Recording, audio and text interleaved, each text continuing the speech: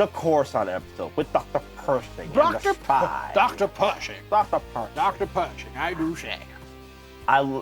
After watching the season 3, we know what happens in the finale. Season episode, I think it was episode 3? Right, episode 3, the hour-long episode that had nothing to do with Mandalorians.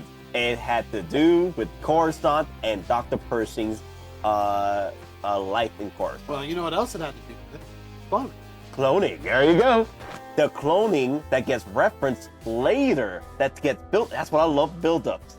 That mention about the cloning and what he was doing to perfect it pushed the Dark Trooper program to its perfection with Moff Gideon's ultimate goal, which towards the finale, he explained. Yeah, it reveals. Reveals. Right.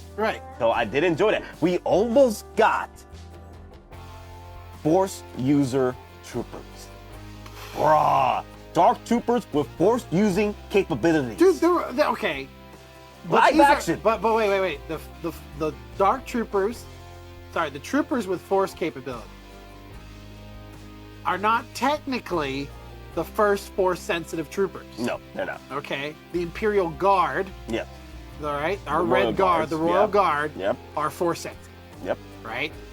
Okay, so it's not like it's a brand new concept to have troopers that have the Force. But I like the fact that they're bringing it live action, though. No, but it's a new concept that you're going to take midichlorians from a host and graft that into a non-Force user, creating a new Force-sensitive clone. Mm-hmm. That's new. That was new. That's what I love about the episode. Even though people did not enjoy it because it wasn't Mandalorian, it had to do with Dr. Pershing. I love the episode telling that's part of the story. He also explains how he does it, though. Yeah. He explains, and this was a thing that I was like, holy crap, this has to go to Palpatine, because you and I know in Heir to the Empire, right, in the Dark Empire series, Palpatine is a clone. He does. Yeah. When Palpatine dies from the second Death Star, technically he just Force ghosts and goes into his other clone. But he kept deteriorating over time because he hadn't found the right body yet. Right. Right. He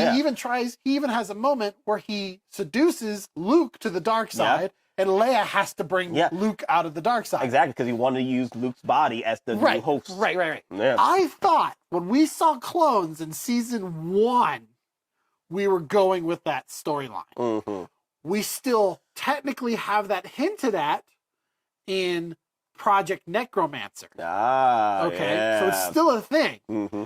But now we're learning that Project Necromancer is completely separate from Gideon's self-cloning project to put the Force into himself, right? Yep. And that was Pershing's concept and his additions to all of this. Yep. And this is where the fan theories sort of come in. And remember, everybody out there, fan theories are not facts. They're still opinions. They're opinions.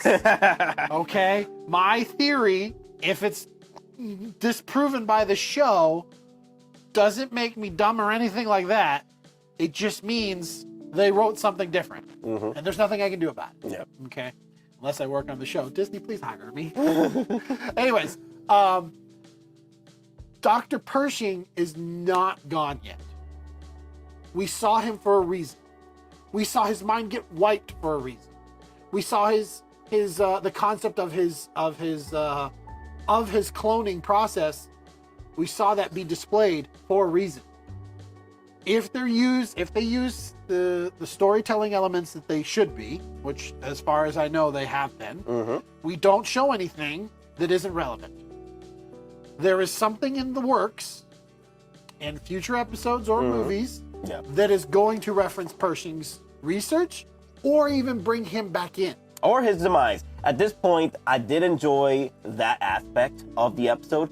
Also, the understanding of what's going on in the inner workings of the New Republic. We've got the bureaucracy. Yeah. We got a spy involved, a Thrawn spy, Moff Gideon Thrawn spy involved in the New Republic, making moves in order for the rise of the new empire. So that's what I love. I love these sprinkles. I'm telling you, Thrawn is going to be. I'm predicting it now. Again, fan theory. I am predicting it now to the audience. Thrawn is going to bring shit you guys haven't even thought about. Yep. All right? And if you don't want to do your homework on Thrawn, I'm so sorry for you. You're going to miss out on so much. Yep. You can just watch Rebels. I know you can't. You don't want to read a book that's fine, but watch Rebels. No, read the book. Read the book. Read the Empire. Great stuff. Thrawn pushing, making moves, making 4D chess moves. Okay. No. Thrawn doesn't make 4D chess moves.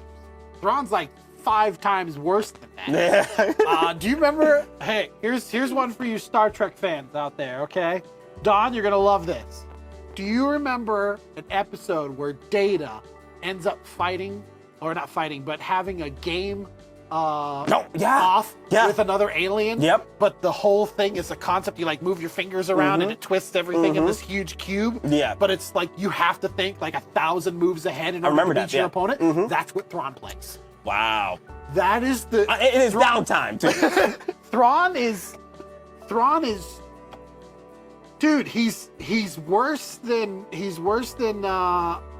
any other commanding officer of the Imperial Army. I tell you this much. Or the Imperial. The Empire. Period. The Chiss always had to work based off of strategy, not numbers. The Empire is all about overwhelm, right?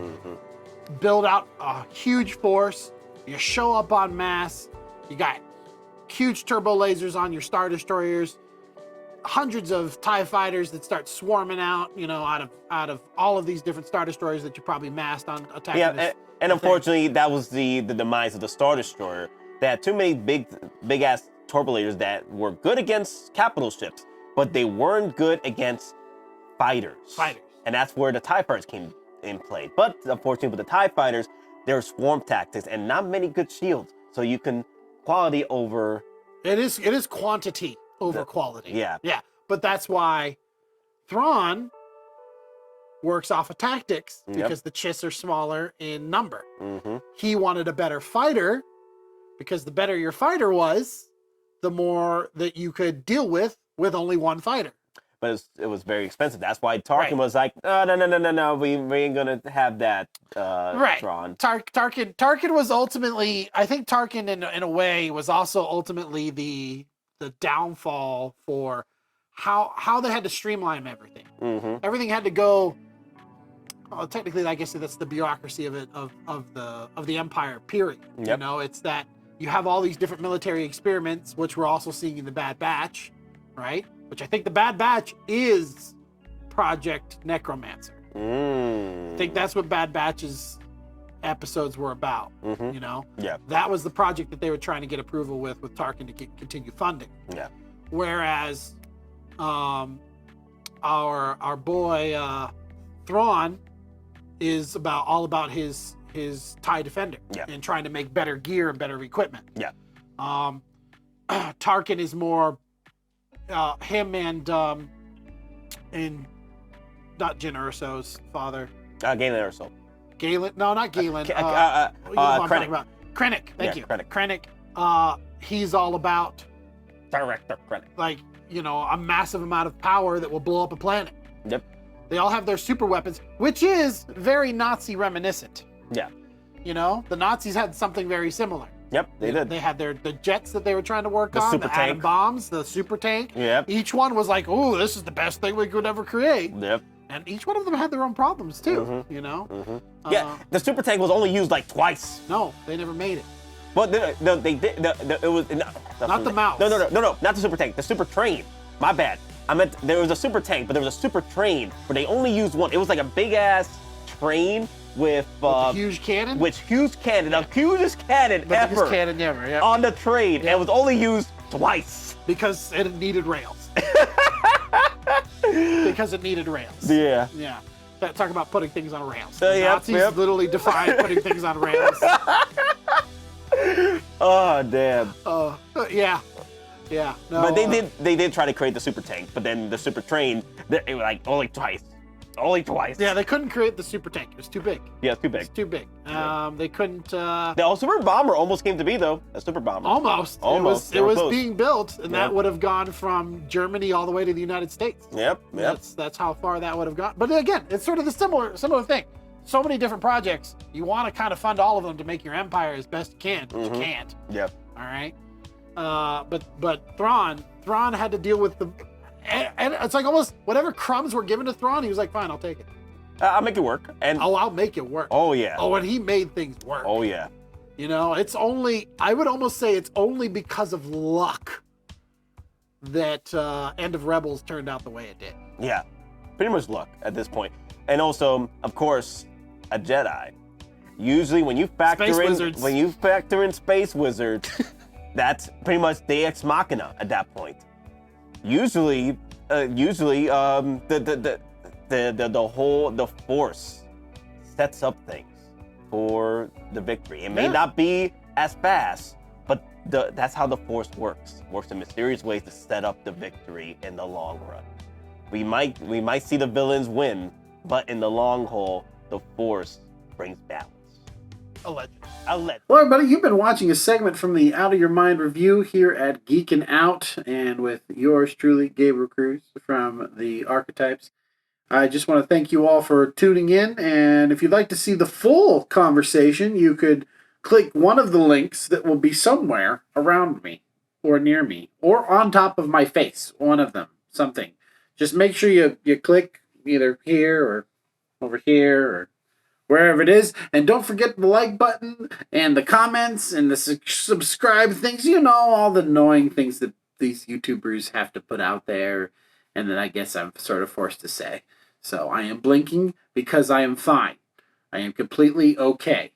Everything is good.